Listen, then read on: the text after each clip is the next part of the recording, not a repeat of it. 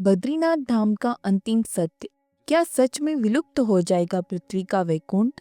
क्या आप विश्वास करेंगे अगर मैं आपसे कहूँ कि जिस मंदिर के दर्शन के लिए करोड़ों लोग अपनी जान की बाजी लगाकर हिमालय की चोटियों पर चढ़ते हैं, वो मंदिर एक दिन हमेशा के लिए गायब हो जाएगा? उत्तराखंड की सर्द हवाओं में एक भविष्यवाणी गूंजती है, एक ऐसा रहस्य जो बताता है कि कलयुग के अंत में बद्रीनाथ धाम का रास्ता पूरी तरह बंद हो जाएगा।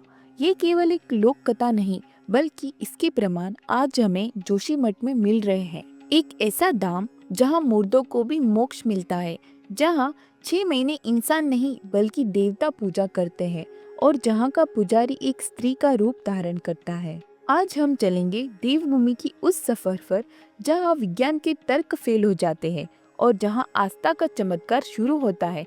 क्या आप तैयार हैं उस रहस्य को जानने के लिए जिसने नासा के वैज्ञानिकों को भी सोच में डाल दिया है? बद्रीनाथ हमेशा से विष्णु धाम नहीं था। पुराणों के अनुसार ये स्थान कभी भगवान शिव और माता पार्वती का प्रिय निवास था। यह जगह इतनी शांत है और सुंदर थी कि भगवान विष्णु का मन इस पर आ गया, लेकिन वे इसे सीधे मांग नहीं सकते थे। इसलिए उन्होंने एक योजना बनाई। विष्णु जी ने एक छोटे से रोते हुए बालक का रूप धारण किया। माता पार्वती का ममतामयी हृदय पिघल गया और वे उस बालक को अपने महल बद्रीनाथ के अंदर ले गई। शिवजी ने चेताया, देवी, ये कोई साधारण बालक नहीं है। लेकिन माता नहीं मानी। जैसे ही माता पार्वती बाहर आई, उस बालक ने अंदर से दरवाजा बंद कर लिया। वो बालक अब अपने विराट रूप में था। भगवान विष्णु ने कहा, प्रभु, अब ये स्थान मेरा है। शिवजी, जो भोलेनाथ है, मुस्कुराए और केदारनाथ की ओर चले गए। तब ये स्थान बद्री विशाल कहलाया। लेकिन असली रहस्य तो अब शुरू होगा। आज मंदिर में जो मूर्ति है वो कोई साधारण पत्थर नहीं है। ये शालिग्राम है, जिसे स्वयं प्रकट माना जाता है। लेकिन ये मूर्ति वहाँ कैसे पहुंची? सदियों पहले बौद्ध और हून आक्रमणकारियों के डर से पुजारियों ने इस मूर्ति को नारद कुंड में फेंक दिया था। सालों तक ये मूर्ति पानी के अंदर रही। 7वीं शताब्दी में जब आदि शंकराचार्य वहां पहुंचे तो उन्हें स्वप्न में संकेत मिला।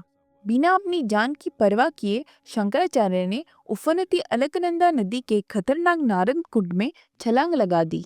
वैज्ञानिक आज भी हैरान है कि उस कुंड के भयंकर बहाव से कोई जीवित कैसे वापस आ सकता है।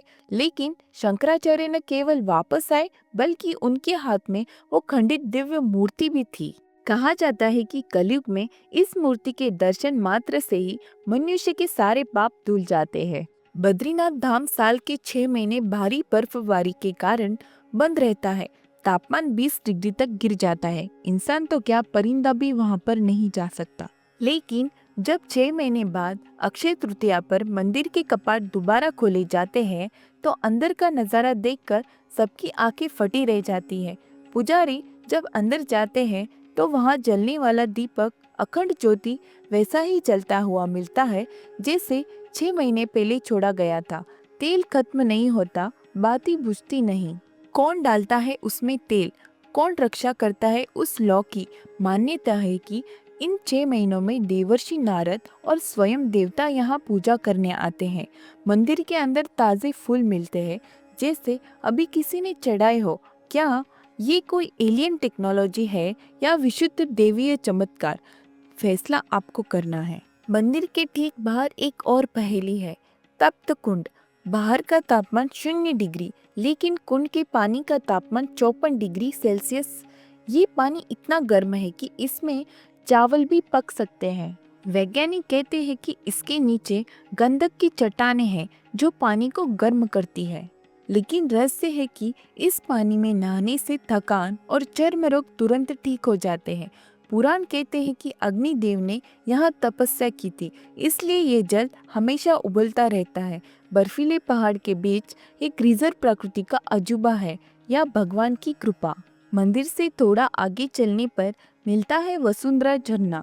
400 फीट की ऊंचाई से गिरता ये पानी हर किसी को नहीं भिगोता। लोक मान्यता है कि अगर आप पापी हैं तो इस झरने का पानी आप पर नहीं गिरेगा, चाहे आप उसके ठीक नीचे क्यों न खड़े हो। ये झरना जैसे आत्मा को स्कैन कर लेता है। और एक अजीब बात, बद्रीनाथ में कभी शंख नहीं बजाया जाता। क्यों? एक कहानी कहती है कि यहाँ लक्ष्मी जी ध्यान कर रही थी, इसलिए विष्णु जी ने शोर मना किया। लेकिन वैज्ञानिक कारण ये क्षेत्र साइलेंट जोन, जैसे यहाँ की बर्फीली पहाड़ियों में शंख की तीव्र ध्वनि बर्फ का तूफान ला सकती है। हमारे पूर्वज कितने बड़े वैज्ञानिक थे, ये परंपरा इसका सबूत है। अब आते हैं उस सवाल पर जिसने सबको डरा रखा है, क्या बद्रीनाथ गायब हो जाएगा? जवाब है हाँ, और इसकी प्रक्रिया शुरू हो चुकी है। केदारखंड के पुराण में लिखा है कि कलयुग में एक समय ऐसा आएगा जब नर और नारायण नाम के दो पर्वत आपस में मिल जाएंगे। जिस दिन ये पर्वत मिलेंगे, बद्रीनाथ धाम का रास्ता हमेशा के लिए बंद हो जाएगा। इसका संकेत हमें जोशीमठ में मिलता है। वहाँ भगवान नरसिंह की एक प्राचीन मूर्ति है। उस मूर्ति का एक हाथ साल दर साल पतला हो जा रहा है। जिस दिन वो हाथ टूट कर गिरेगा, उस दिन बद्रीनाथ और केदारनाथ का रास्ता ब्लॉक हो जाएगा। आज जोशीमठ में आ रही दरारें क्या उसी भविष्यवाणी का वैज्ञानिक रूप नहीं है? लेकिन घबराइए नहीं, पुराणों में भविष्य बद्री का भी जिक्र है। यानी जब बद्रीनाथ लुप्त होंगे तो भगवान एक नए स्थान पर प्रकट होंगे, जिसकी पूजा आज भी सुंबाई गांव में हो रही है। ऐसे ही रहस्य को जानने के लिए चैनल को लाइक करें, शेयर करें, सब्सक्राइब करें। तब तक के लिए जय बद्री विशाल।